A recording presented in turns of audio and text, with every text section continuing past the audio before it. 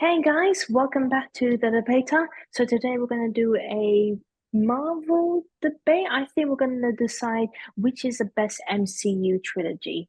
So yeah, we're going to decide which one of us was best and which one is probably not that good. So yeah, it's going to be like a friendly debate. Before we start though, please make sure you like, subscribe, and hit that notification bell. You can put down something in the comments about what was your favorite trilogy.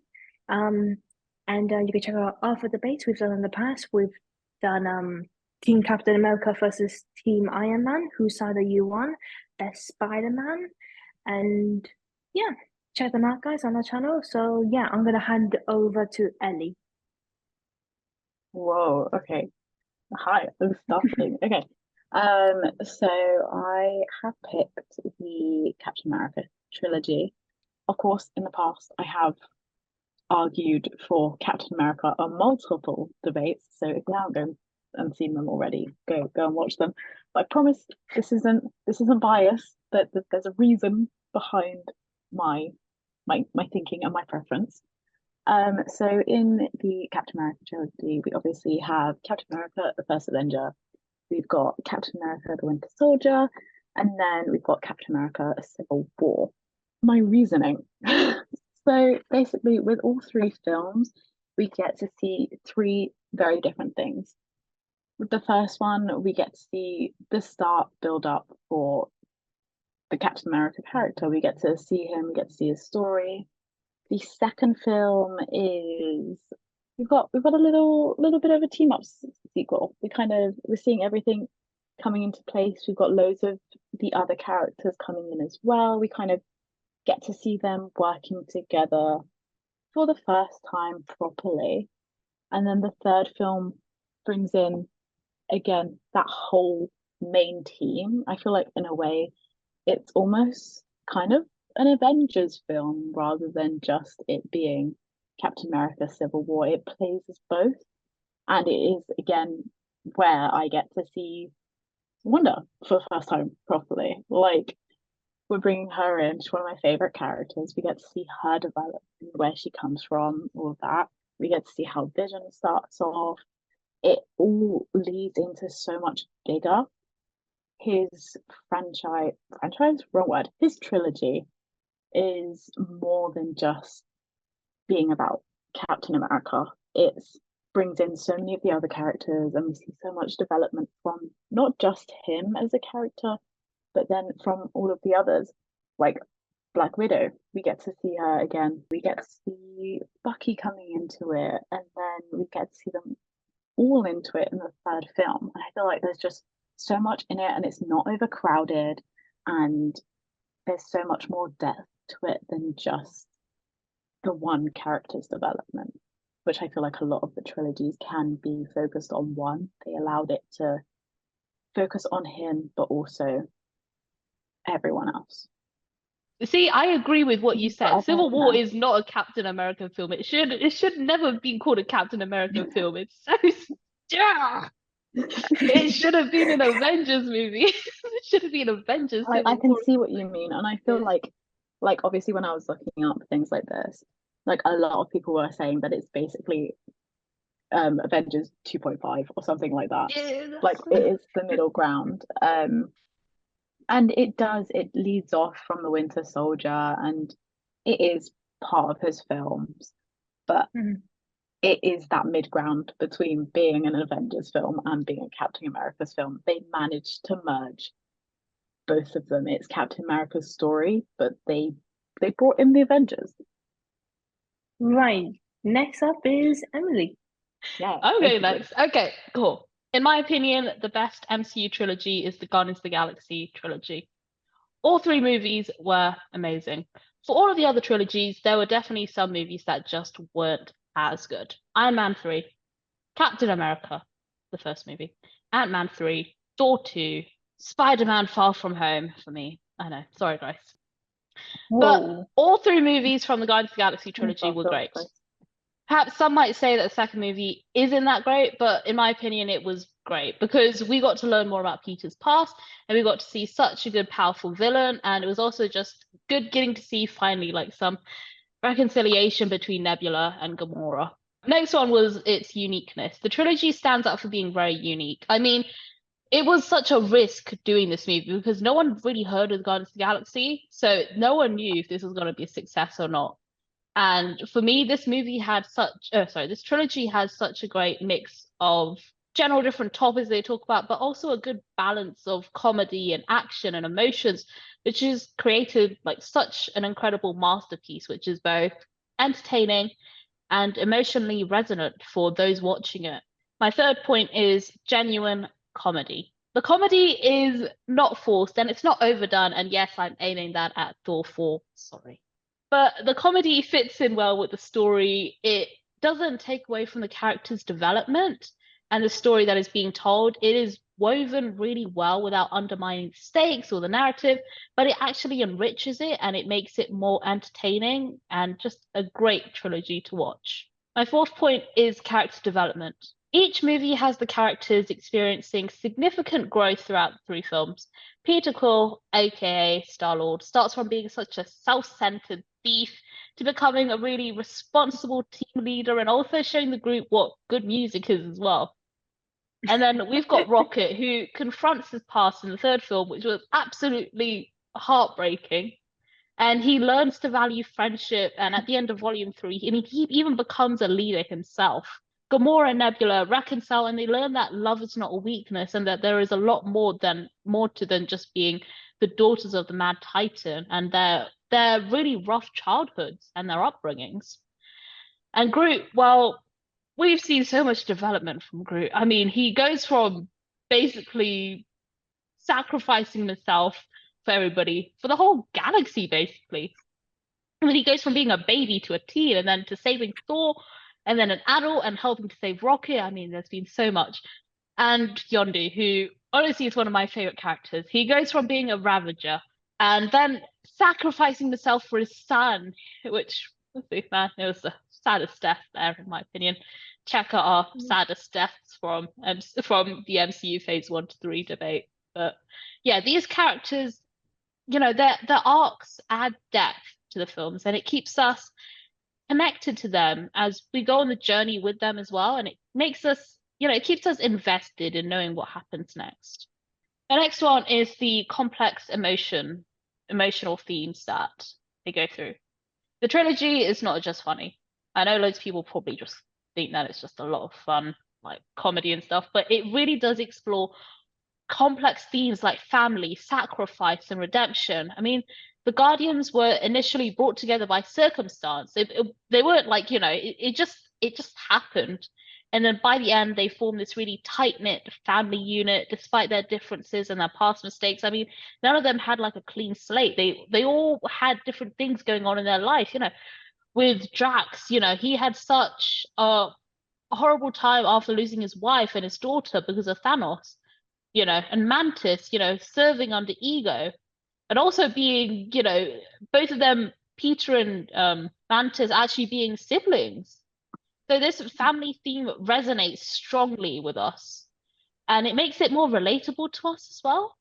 And we also go through all these emotional trauma. Like, we all have our different things that we go through personally, which builds us up.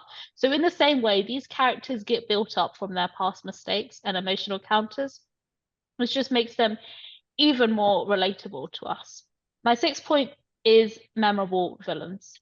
The trilogy had some very memorable villains, especially Volume 3 with the High Evolutionary.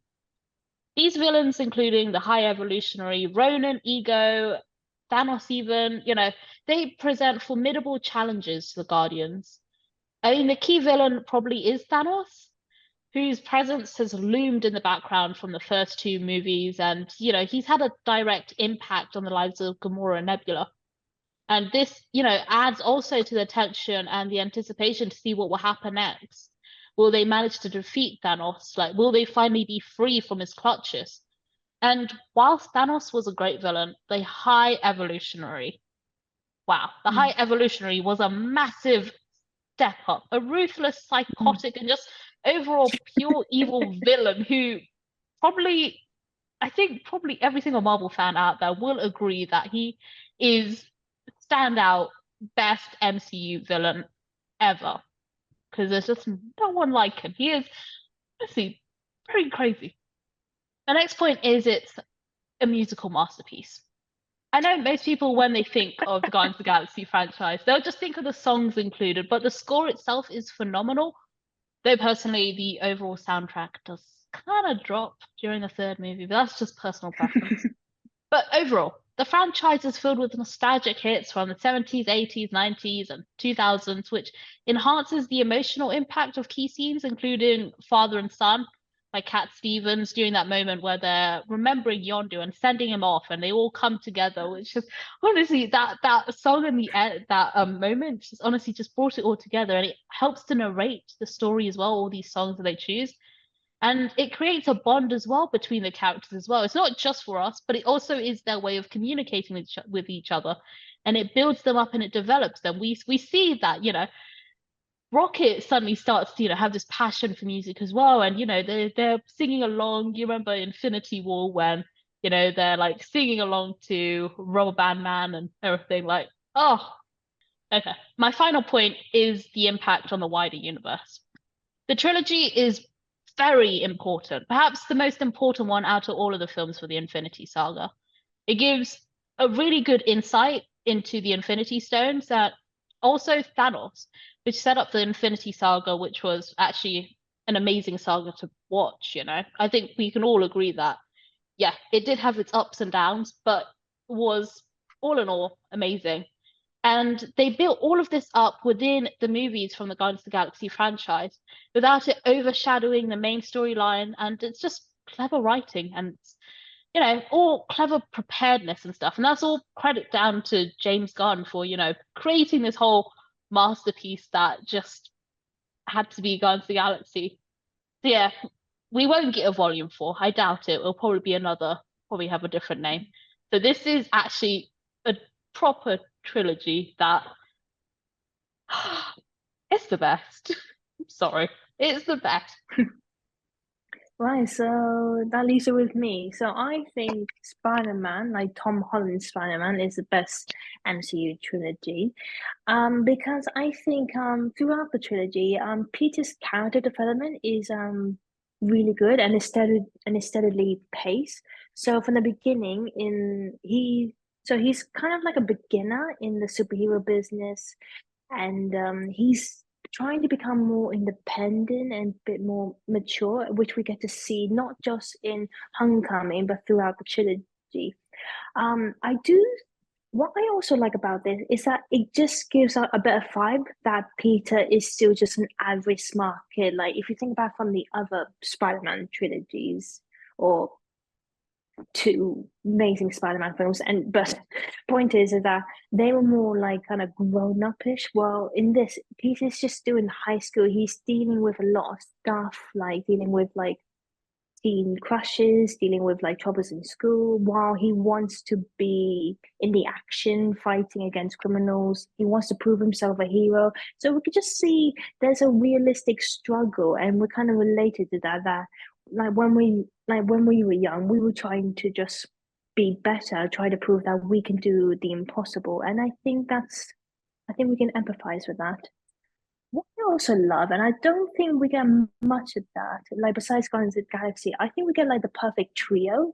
We get like Peter, MJ, and Ned. Like we just get like the three like best friends hanging together, and they help each other out on like missions or dealing with like sad moments, like when Peter losses Aunt May. I think it's I think it's just again it brings out the realistic um life idea that he's a kid and he's living and like trying to live this normal life, and he's got like friends that actually beside him and help him.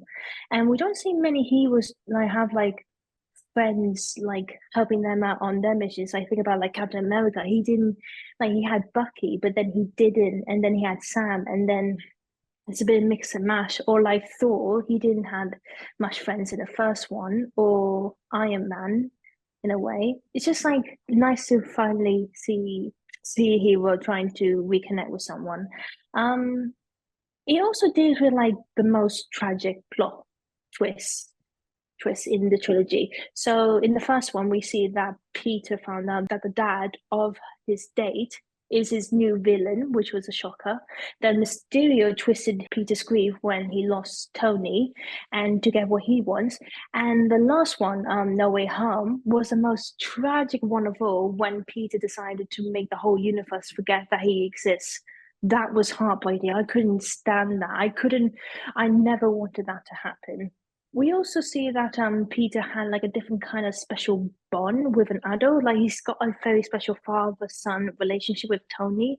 Like in previous, he's got a bond with his uncle Ben, and then he's got a bond with his aunt. But we get him to see like a new bond and someone he can look up to, like a new icon. Because Peter didn't really have many people to look up to. Like his parents left him when he was young, and he lost his uncle Ben. And so someone quite new, someone we don't really see much in the past. So this is just proves that Peter has so much to live up to, and it shows that he wants to be someone not better than Iron Man, but like someone as great. Also, one bit I really like is that No Way Home opens up the topic of the multiverse, which brings out so many ideas about what will come into. Another thing I really like, and I think you guys would like it too, is that we got all of the great villains coming in. We had the Green Goblin, Dr. Ock, Electro, all of them coming in. I think it was classic. I still hate they didn't use the Sinister Six, but I still love that they all come back. And the Spider trilogies as well, like Toby and Andrew, that was really cool. So yeah, I think why still focus on Peter being a kid living a normal life. I do like how it is kind of realistic, but also still quite adventurous and a bit of action. But it can be so creative with like new ideas and with bringing new villains like the Vulture, Mysterio, and bring back the old villains and like bring back some like old cliches and old cameos. So yeah, I think that is the best trilogy. I mean, I guess again, this is just all down to preference. Like, I don't like Captain America, hence why I didn't pick Captain America trilogy. I feel prefer like you just like Toby. you need to say that every time. I feel like it's Sorry. not a Marvel debate without Emily going. It's so true. I have to mention Captain America in every single. So true. I think that's got to be my mission. Actually, That's got to be my you know mission what? now. I'm starting to see this as an obsession, Emily. I think this is just your way of saying that you absolutely love him and you want to go Yeah. against the stereotypes. So you're like, I hate him Yeah. so much, but you're actually in love with him. I think you're right, Ellie. I think she pretends to hate him, but actually she adores him. She's probably got a picture of him in her wardrobe door or something hidden. Yeah, so many. It's like collage I everywhere. mean, if you went and looked, you probably did because you've got loads of posters and photos up there. I do have Captain America up there. That moment between him and Iron Man. There you go. Yeah. He's on the wall. You heard it here. I mean, I couldn't just ring him out and just keep Iron Man up there. Like, it's just... for the Spider-Man one, I mean, we did the who's the best Spider-Man, and we know that one. I think one of the reasons why I mean, they're gonna do this now. I mean, they've set this out really well now, and it's been a common problem with other people saying the same thing. But it's just that there's so much involvement from other characters, and we're not seeing Spider-Man, on his own and all that. But I do agree. I do like that they've set it out so that we get to see him from a young age, and also this whole build up. But that is what they're gonna do in the next movie, hopefully. Which, yeah, we can hope, right? So. Yeah, so that's my reason for not picking Spider-Man trilogy. So, yeah. Emily's just hating, basically. She's hating on everyone. Again, I think it is just kind of a preference thing, what you prefer, stuff like that. And I feel like we all picked amazing trilogies. Like if I was going to pick any of them, it was going to be one of these three. Like those are my top three. I feel like they've all got their own uniqueness. They're all there for a reason, and we all really like the films. Obviously, Emily is hating on Captain America, but she does like Civil War, so we're gonna allow that. So there are all films in there that everyone likes and everyone loves, and they are really popular ones for loads of different reasons. So again, preference. Well, thank you guys so much for watching. Sorry for the rant. I feel like I've been doing a rant for all of these debates. I'm sorry. I'm probably tired of hearing my voice. Usual. We didn't want to say it, but Let us know down below what the best MCU trilogy is in your opinion. Do you agree with our opinions or not? Let us also know down below what our Marvel content you'd like to see from us. We've done other Marvel debates that you might be interested in, like Team Iron Man versus Team Captain America, who was right, who's the best Spider-Man, and who's the next best leader for the Avengers. Please do like and subscribe and hit the notification bell to stay up to date with our content. Check out our website and our Twitter and Instagram and to stay up to date with what we're doing. And again, thanks so much for watching, and we'll see you next time. Bye. bye.